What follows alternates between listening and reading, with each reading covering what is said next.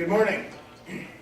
I know most of you were expecting to see Mr. Kowali here this morning. Nitin Kowali is our president of the Enterprise Business Unit at Rogers Communications. Nitin sends his regrets, and he sends me to deliver the talk. Nitin is kind of consumed with an open file back at the shop, and I agreed to deliver his presentation today. So as Jenna mentioned, I'm on Nitin's management team, and I do his strategy and planning at Rogers for the enterprise group. Now, normally when I give these talks, I like to talk about technology and the economics behind technology. Nitin, he's got this a personal background and with innovation and the productivity in Canada. And I've been in this business long enough to know that what interests my boss fascinates me. So I'm going to try and weave in some of Nitin's material to my material here, and we'll try it out. So, like Ritch, I'm going to start out with a bit of a somber slide. Earlier in the fall, in the end of September, actually, the Business Development Bank of Canada published a paper on the performance of Canadian businesses. And some not so good news. So medium and large businesses in Canada aren't growing very much. In fact, if I were to take the compound annual growth rate and graph that, water wouldn't run down that graph. It's flat. Small businesses aren't becoming medium-sized businesses, and medium-sized businesses aren't becoming large businesses. And that's not good. The second thing is that the entrepreneurial activity in the country is waning as well. And so the report goes on to suggest that those two things are not good for the productivity of our country. It's smaller businesses and entrepreneurs that create the disruption and create new ways of doing things, and they increase our productivity. While the large companies are a little bit stayed in their ways, and they cling to old processes and platforms. And so we really look to those new young companies to help with our productivity. Now, the people in this room, of course, are a lot of the smaller entrepreneurial or small and medium-sized companies, and we've aggregated here today thanks to Ritch and the team at CENGN. Now, what we're hoping is that the government at all levels, and it's encouraging to see some government participation in the event today, but we're looking to government to help create an environment that fosters innovation and investment in R&D and in technologies and in entrepreneurial endeavors. And so we're looking, we're looking forward to the federal government's innovation agenda being enacted as well, taking some action on that. Now, for those of us in large companies, we have a part to play in this too. And at Rogers, we're taking the innovation agenda very seriously. It was important to Ted, and it's important to the employees of the company that is today. So, there's 4 elements to change. And the first one is people. And you have to entice the right attitudes in your employees to drive innovation. And you have to be courageous and foster risk-taking, and that whole culture starts at the top. People are a big part of it. There's processes, of course, and we all know Einstein's theory on an insanity. It's trying to get a different outcome by doing the same thing over and over again. But when you're a large company or a bigger company, an established firm, it's difficult to change your processes and try new things if you've met with success with old ones. But processes do need to change. There's platforms, and there's lots of platforms in the company I work for today and other businesses, established brands, successful companies that have platforms that are as old as the CEOs helming those companies. And those platforms have to change. There's new software, cloud-based software systems that can replace a lot of the legacy platforms that are today. And platforms and these tools are a big, they help the people and they work with the processes to deliver that innovation. And the last one is partners. And we've talked a lot about partners today. That's another thing we're really working on at Rogers as well, as a partnership ecosystem. All the things that were said here today about partners and being good at one thing and then building alliances with others, that's the way to stick to your knitting and work toward a common good with some other folks in your industry. Now, that's some, a little bit not so good news about business performance in Canada, but as mentioned earlier, I think that 5G could be a platform that we could use to spark some innovation. Yes, there's ICT solutions and all kinds of things we can do in collaboration, so we can collaborate with colleagues far and wide. But this 5G thing and the corresponding Internet of Things, again, already talked a little bit about today, I think that the IoT could be an innovation accelerant. I think that 5G networks are going to be a little bit more industrial than the Gs that came before that. We're going to explore a little bit that topic here in my talk. So, just to do a little bit of level set, probably doesn't need to be discussed too much in this room, but with respect to 5G, there's really three things going on there. We're going to get faster air interface speeds. That's a good thing. We couldn't use some more bandwidth. The amount of traffic on the wireless internet on the North American continent was roughly 55% last year, 2015. So we're still growing a lot on the wireless internet.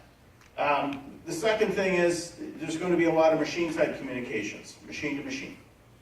And so the number of devices added to the network on the continent, wireless network on this continent last year was 22%. And then the last thing is there's going to be characteristics of 5G that some applications in IoT would take advantage of, things like reliable or low latency, very robust networks with low latency, and we talked about autonomous cars. But that 5G backdrop is perfect for IoT. And so in IoT, that whole field is opening up. That could be an area for Canadians to innovate and bring productivity again. And so one of the folks that I follow pretty closely as she talks is a lady by the name of Mary Meeker. Mary works for Kleiner Perkins, and she was a former Morgan Stanley analyst in the tech space. But in her papers, she articulates the cost of compute over the last 20 years has dropped precipitously. The cost for networking has dropped precipitously. The cost for storage and all of these devices that we can put on the network, all dropping very, very quickly. That provides a very fertile ground to build IoT applications. Those are all things we need to build new things. So this IoT, everybody has lots of information, lots of access to network, lots of high bandwidth speeds at very reasonable rates. This is the fertile ground, the backdrop from which we're going to build some great IoT technology applications and hopefully drive productivity.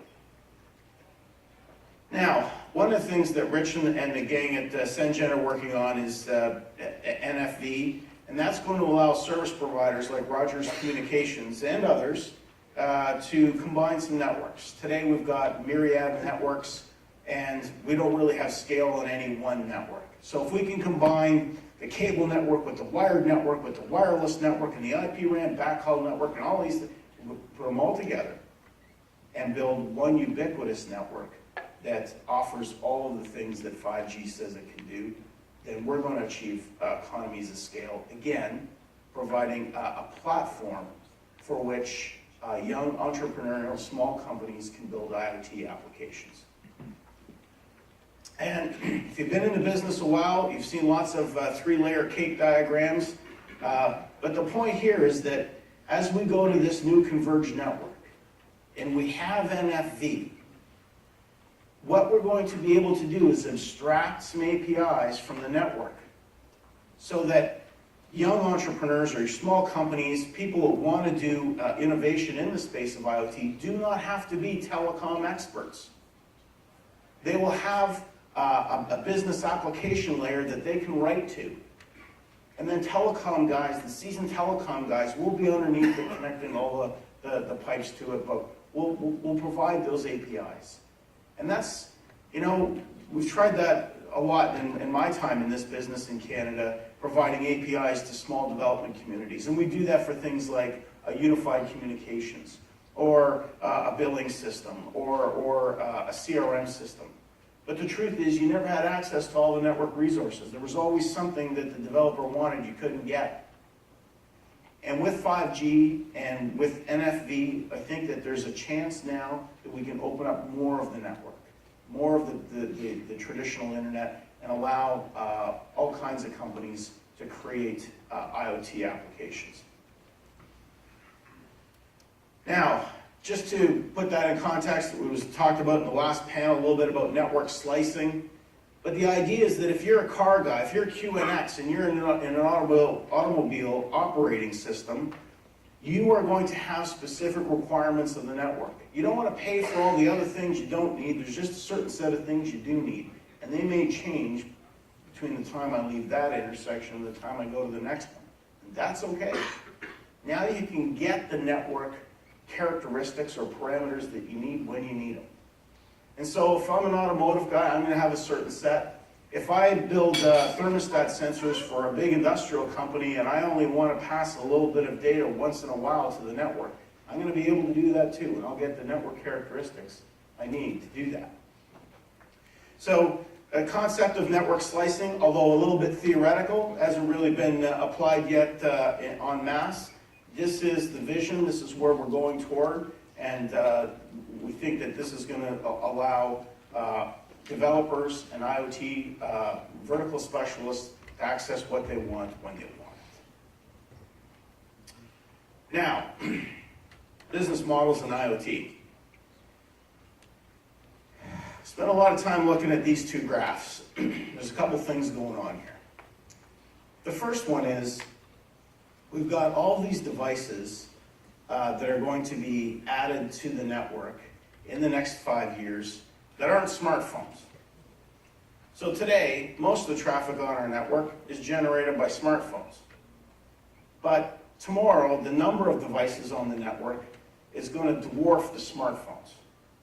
So in the space of 5 to 7 years, we're going to be going to building a network for machine-type communications that have some smartphones on the side, compared to today where it's the opposite. It's mostly a smartphone network with a bit of IoT. Now, and the graph beside it talks a little bit about where the traffic's coming from. The traffic's still going to be generated in large part by YouTube videos on iPhones. But we're going to have all these devices, industrial devices, that don't generate all that traffic. And we have to provision all those devices and service them and all those things. So here's where the conundrum is. Our business model's broken a little bit. We used to charge by we charge by the pound for data in this wireless world. And in this IoT environment, with all these IoT devices, that model's not going to bear fruit. We're not going to, the revenues aren't there. So we need a shift in our model in terms of how value is created and who's going to profit from this, and the ecosystem partners. We talked about partners, but we think there's a shift coming in who does the billing and who creates the value. You know, when we had 2G networks, we had these Motorola feature phones, and everybody was willing to pay a monthly subscription for network connectivity because they could make a phone call from the car. Then introduction of BlackBerry and iPhone, and then people would pay an enhanced subscription for a 3G or 4G network connection. Because this is a pretty powerful personal computing device. If I could put that on a broadband network and have my internet with me all the time, I'd pay for that. So they did. And we built a 3G and a 4G network in this ecosystem. But now here comes 5G, And the observation is, I don't see the same level of innovation on the consumer side from folks like Apple and BlackBerry. And so, I'm not sure the consumer is going to pay for this 5G network the way they did for 3G, 4G, or 2G. The consumer's tapped out. And there's no compelling value proposition for them to want to buy more from a service provider or a solution provider. This one, I think, is going to be on the enterprise. And I think more specifically, I think it's going to be IoT applications and ecosystem and network features and functionality for IoT. And I think enterprises, if we can drive the value for enterprises, I think this is where the economic value is going to be. Oh. And just to talk a little bit, I mean, everybody's got their example of Internet of Things, and there are lots. But the thing to take away is there are IoT examples in a lot of different industry verticals. Agriculture, mining, automotive, and there's some consumer ones too, to be sure. But for every industry vertical there's a set of IoT applications that are either just getting started or on their way. But there's a broad swath of applications to go after. I want to talk about one for a minute, and this is one we're pretty proud of at Rogers. We work with a pretty big restaurant chain on this one. And what I want to do is demonstrate that we can foster some IoT innovation here. We can get young co-op students and fresh grads to go into an environment, deconstruct an old business process, and then reconstruct that process with technology. And when they do that, increasing productivity, and it's a better place for Canada. So I just want to talk a little bit about an industrial kitchen. So in this example, we've got a fridge temperature, a freezer temperature. We have temperature in the food prep areas. And actually, there's government legislation that requires that all these temperatures be monitored and measured and monitored and documented. And if a health inspector comes to your restaurant and you can't provide the information, your license is in trouble. Now, this is true. This is a true story. This is the customer we were helping. This is how they were recording the temperature. Every 3 hours, a little alarm bell would go off, and someone, whoever responsibility that was, would run around with a clipboard and a pen, write down temperatures in all those areas. And this was logged and put in a filing cabinet, and when the health inspector came, if they ever did, then you could produce these reports on demand. This is ripe for innovation.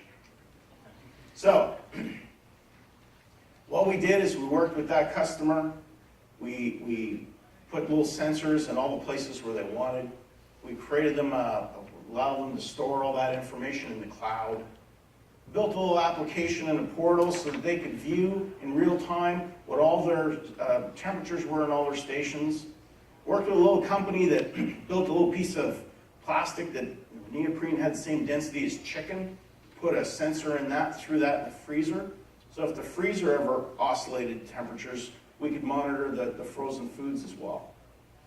And so we built this beautiful dashboard, all kinds of things, because we're the communications company. We could send texts to a restaurant manager if they went outside exception boundaries. And this was a great thing. And this restaurant was able to, really improve the productivity of their staff.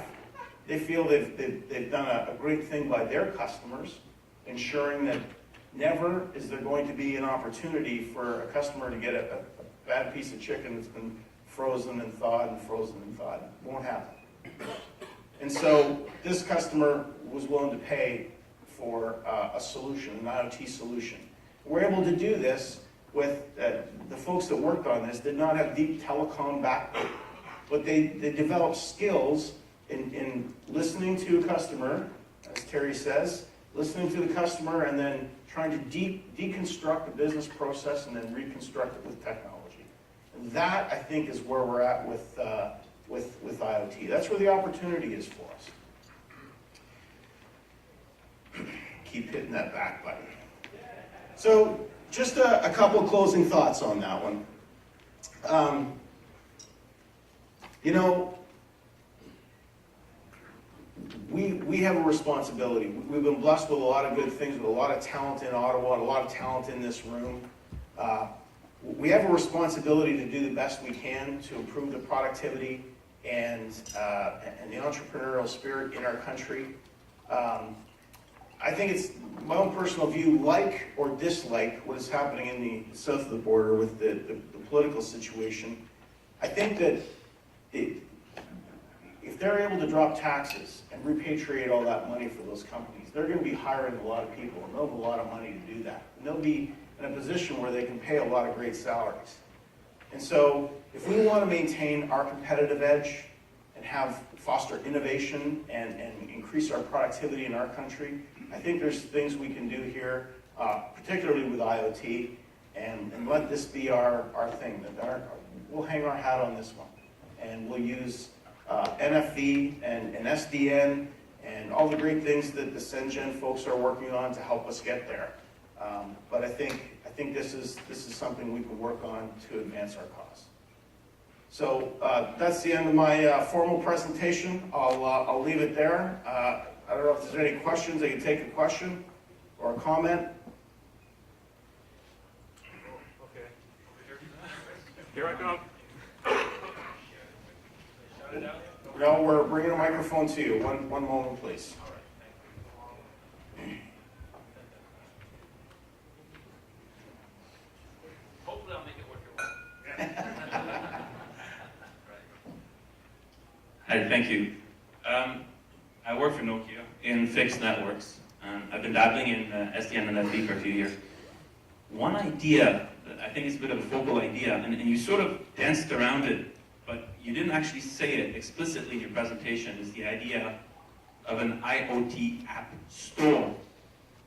So it ties in the idea of collaboration automatically. It ties in the idea of open interfaces automatically. And I believe the technology is there for it. And if you apply the same business model as Apple did, then in theory, you could automatically collaborate with anybody who can make an IoT app and have it run in your network. What do you think about that? I think that's a great idea. I do think, and we've talked to internally, we've talked with our vendor partners, and there's been a lot of talk about an app ecosystem or an applications platform that we would turn into a bit of an app store for IoT.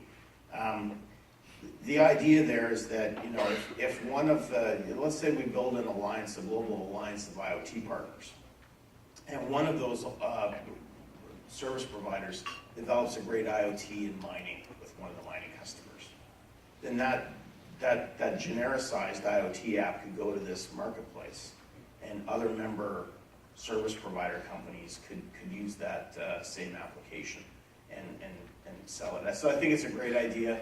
We're thinking through some of the ideas about how we do that. That's a bit of a foreign concept in enterprise, although what was mentioned this morning, it was very, very popular, you know, from 2008, whatever the growth was for apps on mobile phones for consumers. But we'll get there. We'll get there with enterprise. It's a great point. Okay, time for one more question, if there is one. We'll bring you a microphone. Yeah.